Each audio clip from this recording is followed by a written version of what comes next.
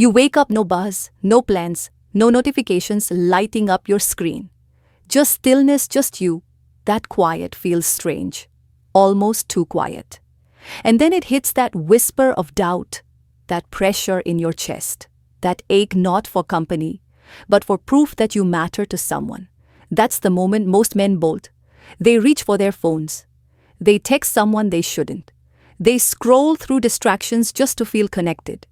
Because society told you that silence means something's wrong. That if no woman's texting, if no friends calling, then maybe you're behind, maybe you're undesirable, maybe you're failing. But what if the silence isn't a punishment? What if it's a door? Most men are too afraid to walk through. See, the world taught you to fear solitude. But no one told you what happens when you lean into it, when you stop chasing noise and finally face the quiet. Because here's the truth. The man who embraces his solitude, who walks alone by choice, is not weak.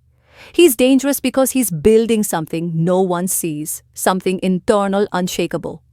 This message isn't for every man. It's for the ones who are tired of being picked, less tired of performing for approval, tired of shrinking to fit places they've outgrown.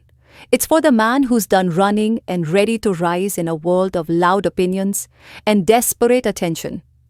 Seeking the man who chooses stillness becomes unforgettable. This isn't isolation, it's reclamation. You're not escaping the world, you're returning to yourself. Too many men drift from woman to woman, from job to job, from one shallow friendship to the next, chasing validation, like oxygen. But when do you stop and ask, what happens if I stop chasing and just to sit with myself? What happens is transformation.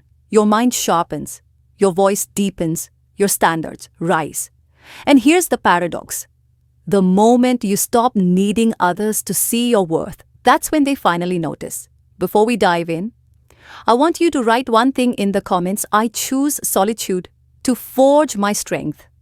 Not because it sounds good, but because you're done hiding. Because you're ready to stop chasing and start becoming. This is your line in the sand type. Own it. And let's the fear of silence begin. Number 1. The fear of silence. You sit in the dark and for once, there's no escape, no alerts, no plans. No one asking for your time. Just the sound of your breath and something heavier underneath it. Your thoughts. Most men don't fear being alone. They fear what alone? Ines reveals not the absence of people but the presence of truth. Silence isn't empty, it's confronting it. Doesn't scream, it doesn't shame you. It just opens the vault, the regrets you buried, the choices you postponed, the versions of yourself you promised to become, but never did. Suddenly they all show up uninvited, unfiltered. That girl who disappeared. That job you didn't apply for, that promise you broke to yourself when no one else was watching you. Try to look away, but there's nothing to distract you anymore. No conversation to hide in. No relationship to drown in. No performance to act out. Just you and the truth you've been avoiding for years, and now comes the real question. Will you finally face it or run again? That's why most men stay moving, jumping from woman to woman, goal to goal, screen to screen. Not to build something, but to escape something. Not her, not them themselves. Because silence strips the mask, and when it does, you either shatter or awaken. At first, the silence is brutal. It pulls your chest tight. It echoes every insecurity louder than any voice. You're not enough.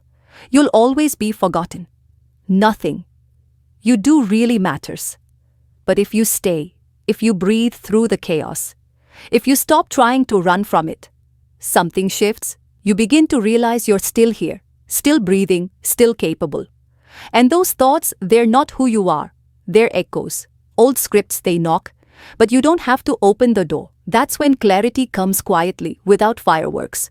Just a still knowing you are not your past, not your regrets, not the woman who left, not the man who failed. Once you are the man who stayed, the one who didn't flinch, who sat in his own fire and refused to look away. That's rare, that's power, that's stoic.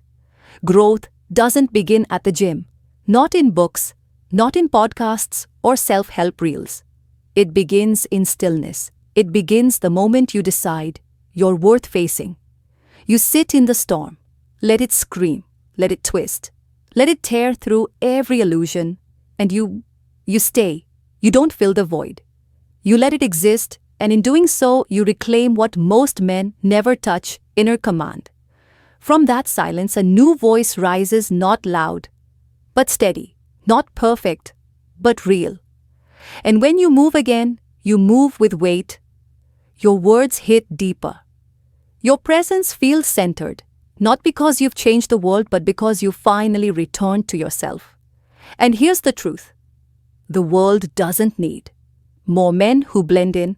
It needs men who can sit in silence and walk out with clarity, because that man, he doesn't chase, he doesn't prove, he doesn't beg to be seen. He becomes seen. Dash because his energy doesn't ask it. Approval. Detox declares. Number 2. Approval detox. Most men are addicted to something they can't see.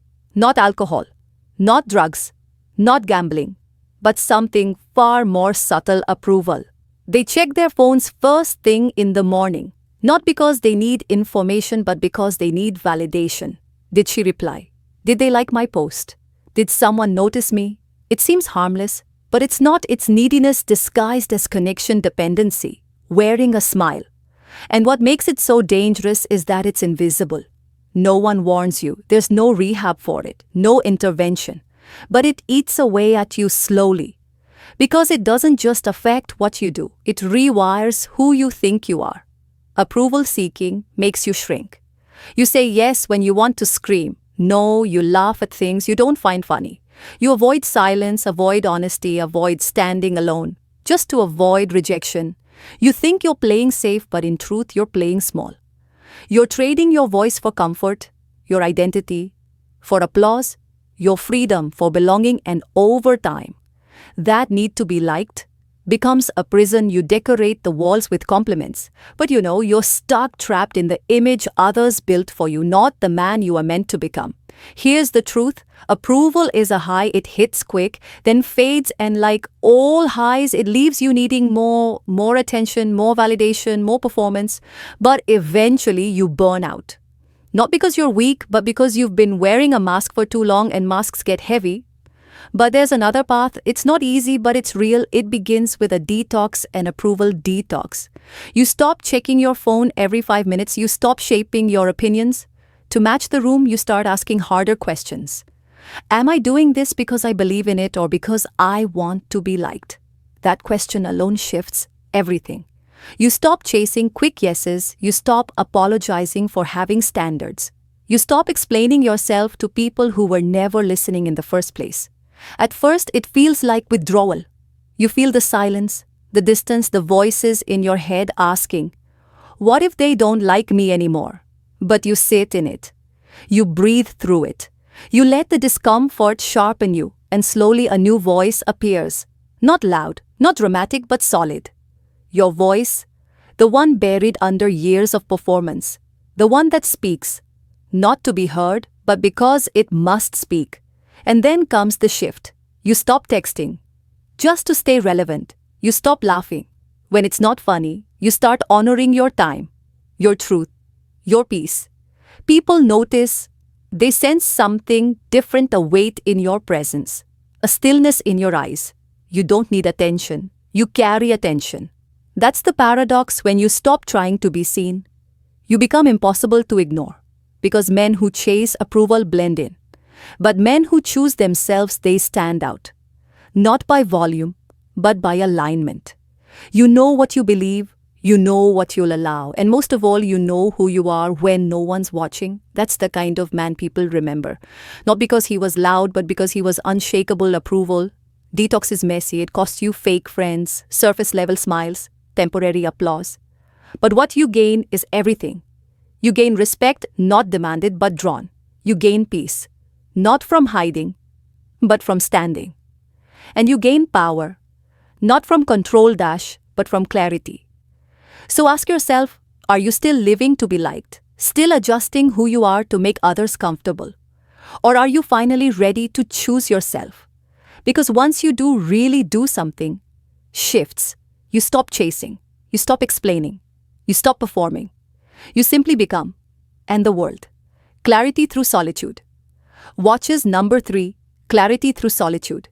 There comes a moment in every man's life when the noise fades and what's left is stillness.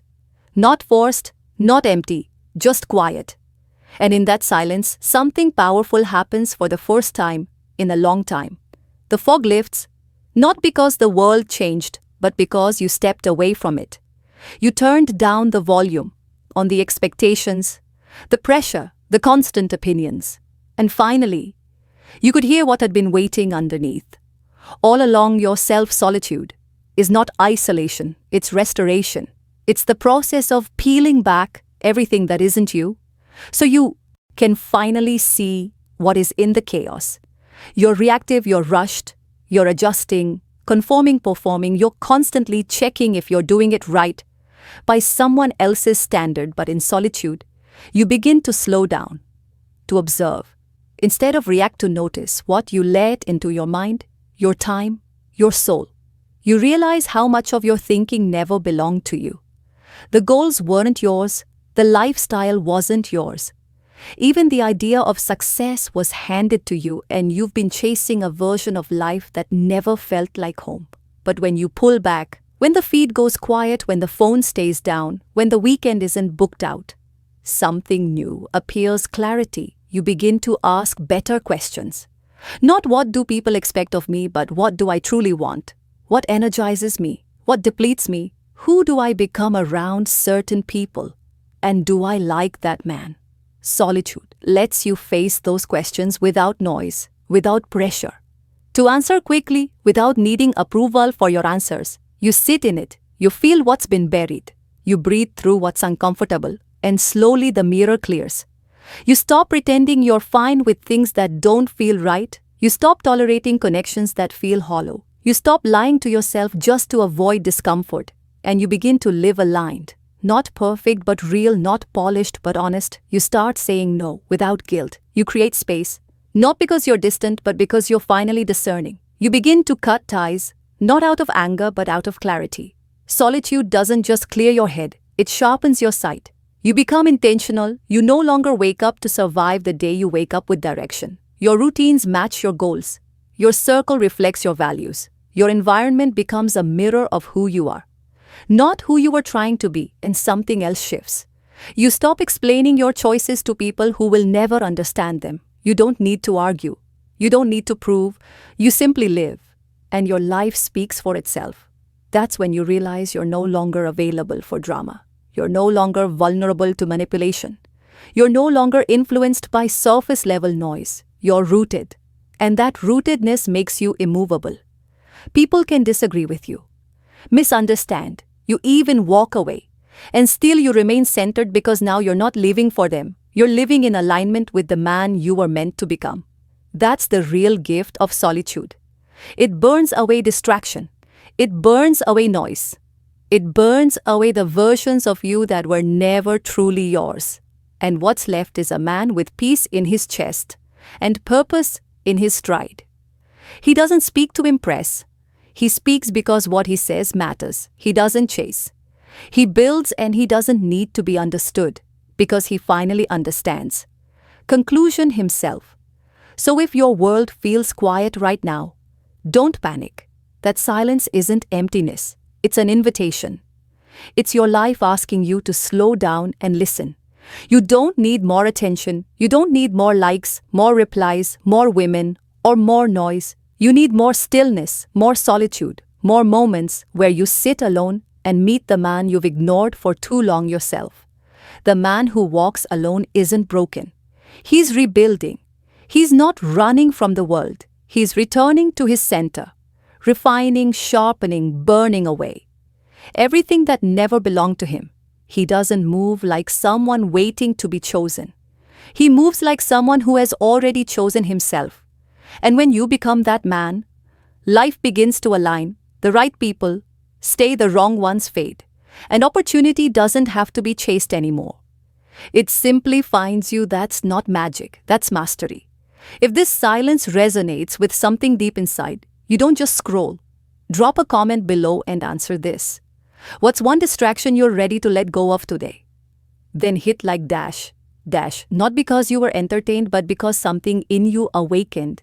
And subscribe to this channel if you're ready to build, not noise, not popularity, but clarity, discipline, and quiet strength. Because here at the Stoic Spirit, we are not chasing approval. We are creating men who lead from the inside out.